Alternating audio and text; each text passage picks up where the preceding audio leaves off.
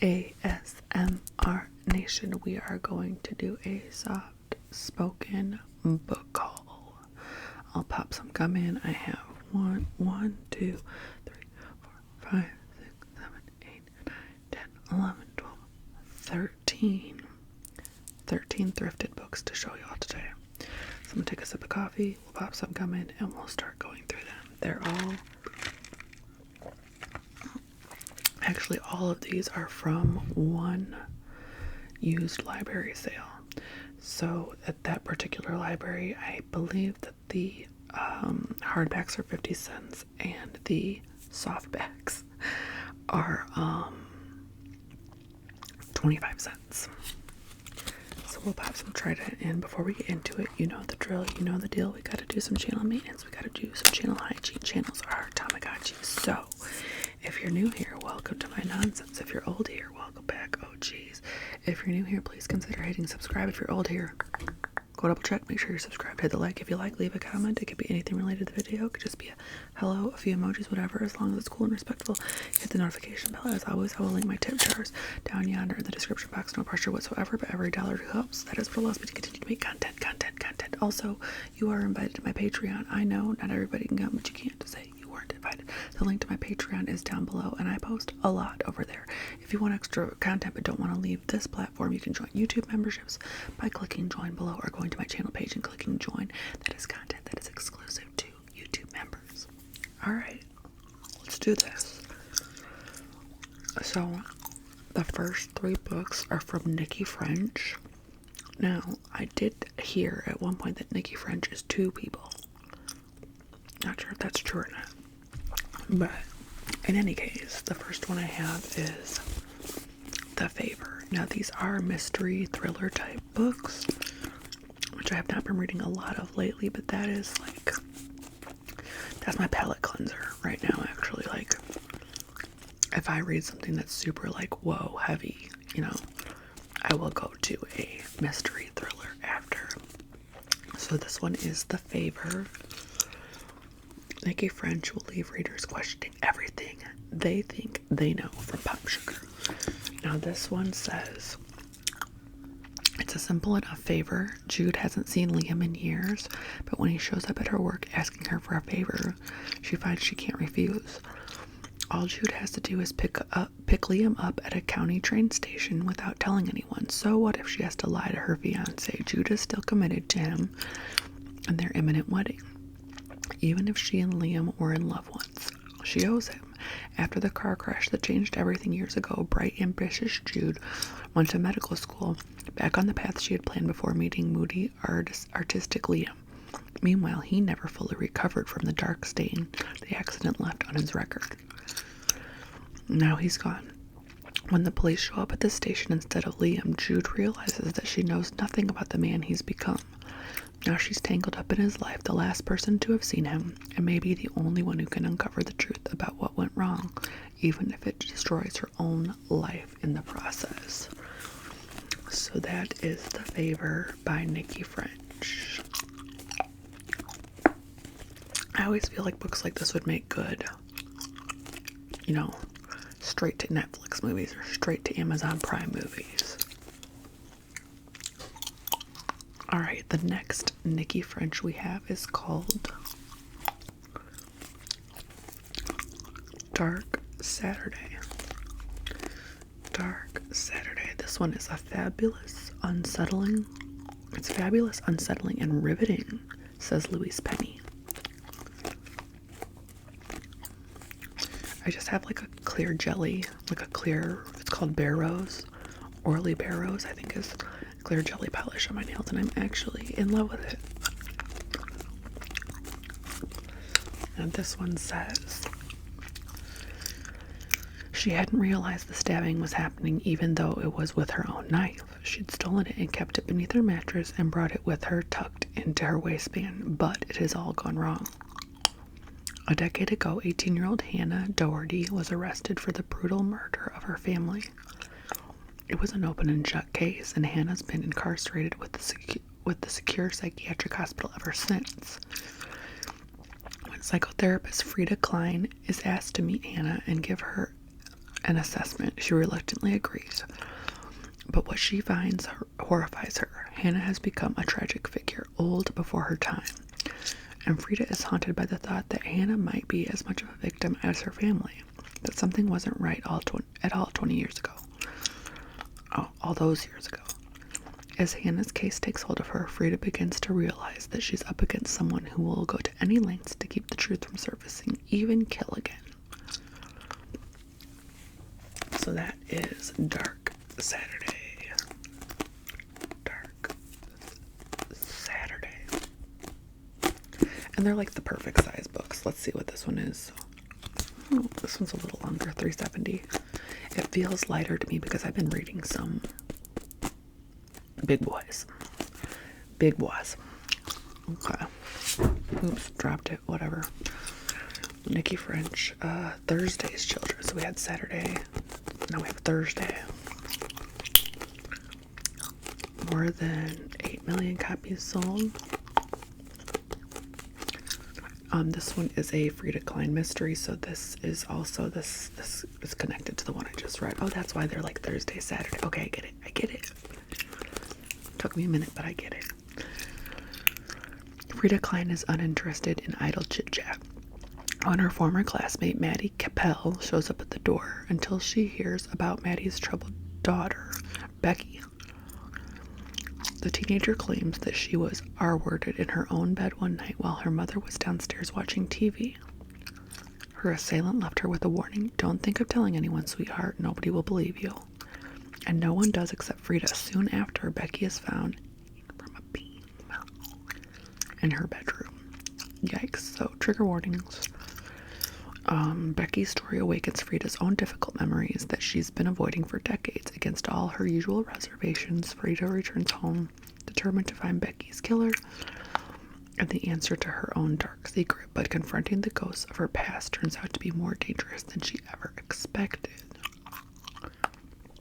So these are the Frida Klein mysteries. I don't know if the other one is like the first one or what. Now, my dumbass got this one, and I had just bought it.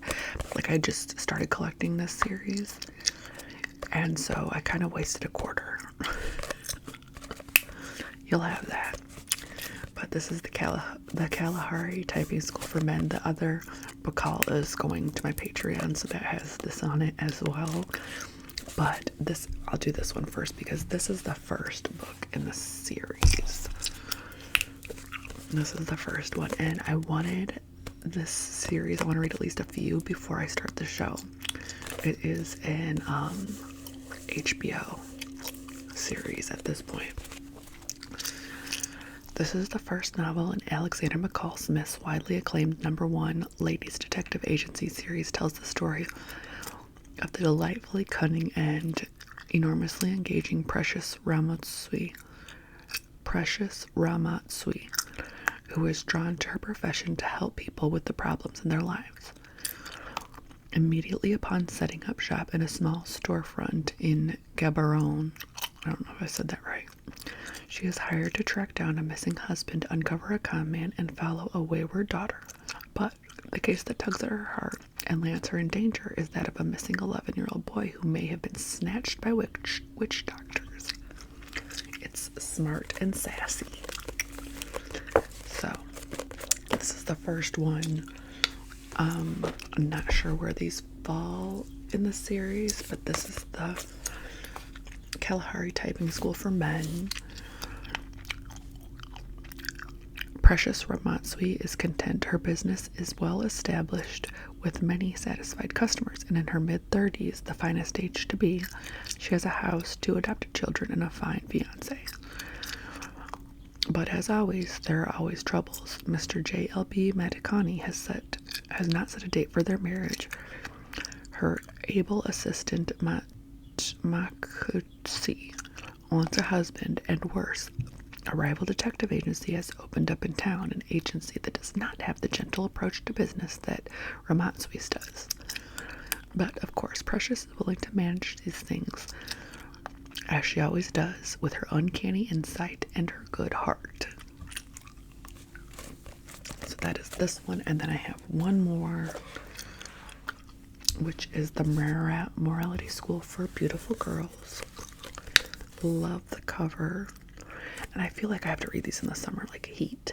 They're all in like gonna be in like sweltering heat. So, and we're in a heat wave right now. We have actually an advisory. We have a heat advisory, which is why I'm sitting here in my robe, because I just cannot bring myself to get dressed. But we are going somewhere, so I'm going.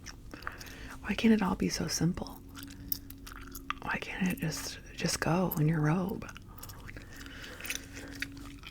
Okay. In Morality for Beautiful Girls, Precious Ramatsui, founder and owner of Botswana's only detective agency for the concerns of both ladies and others, investigates the alleged poisoning of the brother of an important government man and the moral character of the 4 finalists of the Miss Beauty and Integrity contest, the winner of which will almost certainly be a contestant for the title of Miss Botswana.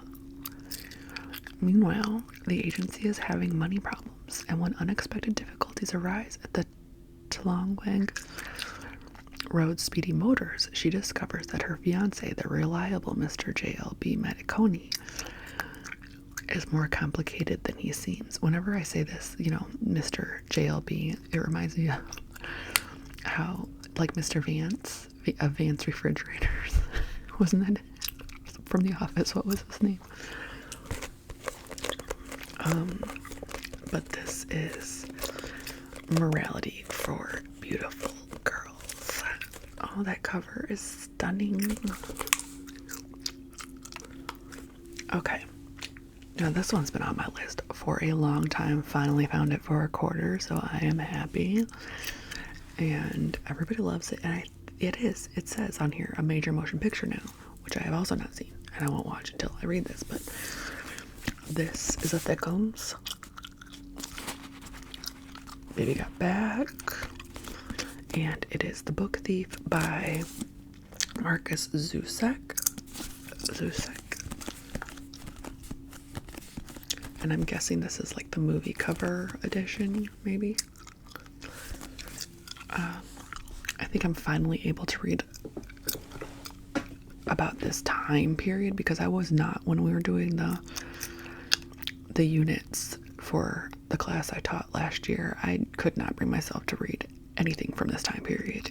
I was just having nightmares.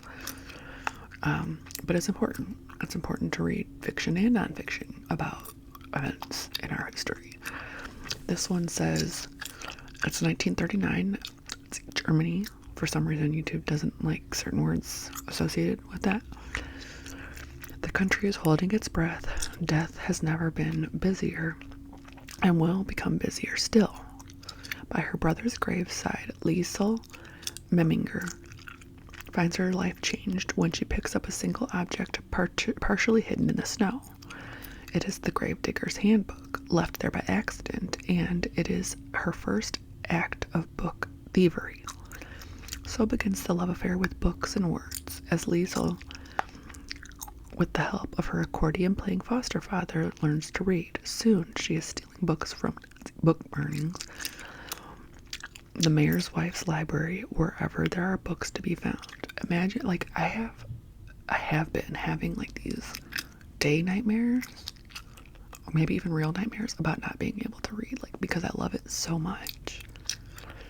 I don't mean physically not being able to read. I could, that would stink too, like if you lost your cognitive ability, but I just mean, like, what if somebody came in your house and took all your books and just you weren't allowed to, like Handmaid's Tale, or stole it or cut off art. But these are dangerous times when Liesel's foster family hides a Jewish man in their basement. Liesel's world is both opened up and closed down. In superbly crafted writing that burns with intensity, award-winning author Marcus Zusak has given us one of the most enduring stories of our time. So that is The Book Thief. Let me see what I'm working with here. We're in the 500 and like 530-ish.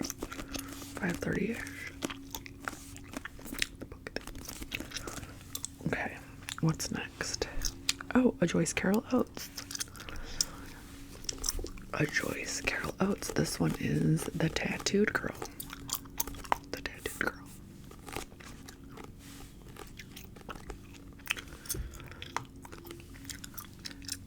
Celebrated author Joshua Siegel, an idiosyncratic bachelor and confirmed recluse, young but in failing health, reluctantly admits to himself that he must hire a live-in assistant to help him with the increasingly complicated professional and personal affairs. Then one day at the bookstore he encounters Alma, a young woman covered with bizarre tattoos who stirs something inside him. Unaware of her torturous past, the she suffered, and the wrong she's committed, the virulent hatred that seethes within her, Siegel decides that she is the one, and he has no idea that he's bringing an enemy into his home. With her unique, masterful balance of dark suspense and surprising tenderness, Joyce Carol Oates probes the tragedy of ethnic hatred and challenges the accepted limits of desire. Well, that sounds interesting. It says, P.S. Insights, interviews, and more. Marvelously controlled, wonderfully smart, and subtle.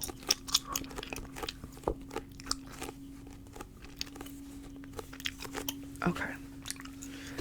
I think the next one is a large print. It is, so it's bigger than it needs to be, but it's a Lisa C. The Tea Girl of Hummingbird Lane. The Tea Girl of Hummingbird Lane.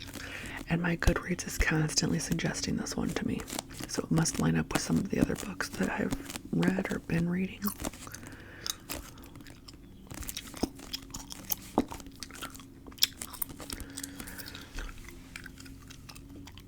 In a remote Chinese mountain village, Li Yan and her family align their lives around the farming of tea. Life goes on as it does for generations until a stranger appears, bringing the modern world to the lives of the Aka people. Li Yan, one of the few educated girls on her mountain, begins to reject the customs that shaped her early life. When she was a baby and out of wedlock, she leaves her near an orphanage. While Li Yan leaves her village for an education, a business, a city life, her daughter Haley is raised in California by loving adoptive parents. Haley wonders about her origins and Li Yan longs for her lost daughter. So, that is the Tea Girl of Hummingbird Lane.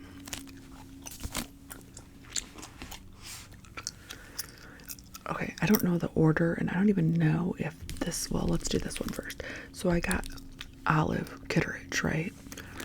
And unfortunately that one's a paperback and this one's a hardback, and I kind of hate when, like, you're trying to build a little series and they're all different, so whatever. Anyways, this one is Elizabeth Strout Olive again. I don't know what order. I know Olive Kitteridge is first, but I don't know the order of the rest of them, but this is in that series. So Elizabeth Strout Olive again.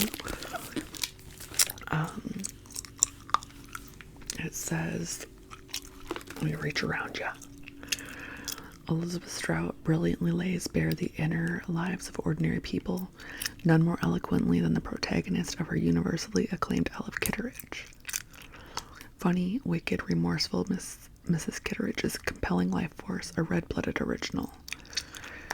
And now Olive has indeed returned in this indomitable as ever, navigating the next decade and the changes, sometimes welcome, sometimes not, in her own life.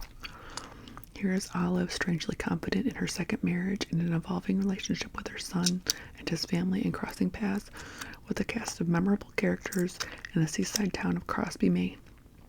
Whether with a teenager coming to terms with the loss of a father, a young woman about to give birth at a hilariously inopportune moment, a nurse who confesses a secret high school crush, or a lawyer that struggles with an inheritance she does not want to accept. The irascible Olive improbably touches the lives of everyone around her. This is part of the series. I just don't know what part. I don't even know how many there are. But Olive Kitteridge is I think it was made into a movie that I caught some of. and really liked it, but I didn't want to. I was like, oh, this is a book. I need to go read the book. So I had to like stop it. So this is part of that. And then I don't know if this goes with that or not. I don't think so. I think this is totally separate. But Elizabeth Strout's My Name is Lucy Barton. My Name is Lucy Barton. And Pulitzer Prize winning author of Olive Kitteridge and the Burgess Boys, which I think I've heard about the Burgess Boys too. So this must be like her. Is this another series? I don't know. Lucy Barton is recovering slowly from what should have been a simple operation. Her mother, to whom she hasn't spoke to for many years, comes to see her. Gentle gossip about people from Lucy's childhood in Amgash, Illinois, seems to reconnect them, but just below the surface lie the tension and longing that have informed every aspect of Lucy's life. Her escape from her troubled family, her desire to become a writer, her marriage, her love for her 2 daughters. Knitting this powerful narrative together is the brilliant storytelling voice of Lucy herself, keenly observant, deeply human, and truly unforgettable. So that is her other character, Lucy Barton. Oh, I love the crinkles. If I could just do this to my own books. I'm sure you can. Like, what is it? Just cellophane, right? Now we are down to our last 2 books. We have The Price of Silence. The Price of Silence by Camilla Trintieri.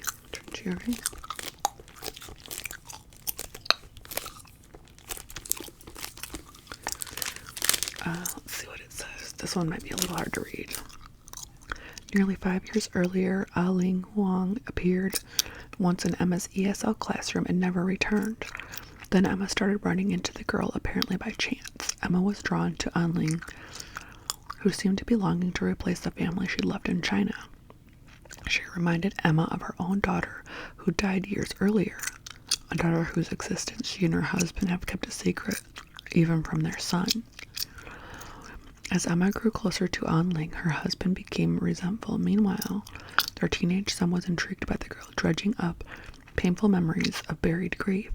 Ling's presence threatened to tear the family apart. Then Ling was found dead, and Emma was charged with the murder. As her trial progresses, Ling is revealed not to have been who she claimed, and we learn that Emma, her husband, and their son all have dark secrets of their own. Right? Sounded so good. I didn't even look it up. I want to go into this one blind. The Price of Silence by Camilla Trintieri. It doesn't seem too long. Is it a 300-pager? Oh, not even. 260-ish, 275-ish. Okay, the last one. Oh, William. I think this is part of the Olive Kitteridge. I think.